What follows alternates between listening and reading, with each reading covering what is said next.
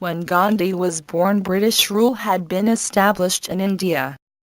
The uprising of the 1857, known as the Mutiny, had merely served to consolidate the British adventure into an empire.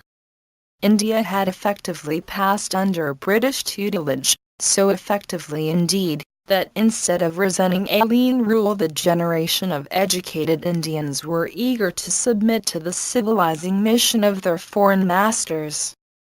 Political subjection had been reinforced by intellectual and moral servility. It seemed that the British Empire in India was safe for centuries. Mohandas Karamchand Gandhi was born on October 2, 1869, at Porbandar, a small town on the western coast of India, which was then one of the many tiny states in Kathiawar. He was born in a middle-class family of Vaishya caste. His grandfather had risen to be the Dewan or Prime Minister of Porbandar, and was succeeded by his son Karamchand, who was the father of Mohandas. Putlibai, Mohandas's mother, was a saintly character, gentle and devout, and left a deep impress on her son's mind. After matriculating from the high school, Mohandas joined the Samaldas College in Bhavnagar, where he found the studies difficult and the atmosphere uncongenial. Meanwhile, his father had died in 1885. A friend of the family suggested that if the young Gandhi hoped to take his father's place in the state service, he had better become a barrister, which he could do in England in 3 years. Gandhi jumped at the idea.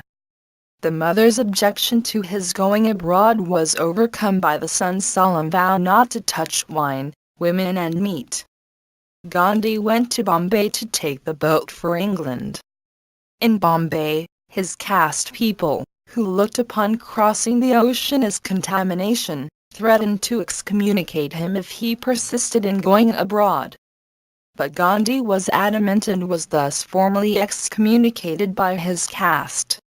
Undeterred, he sailed on September 4, 1888, for Southampton aged 18. A few months earlier Kasturbai had borne him a son. When he reached Bombay, he learnt to his profound sorrow that his mother had died. The news had been deliberately kept back from him, to spare him the shock in a distant land.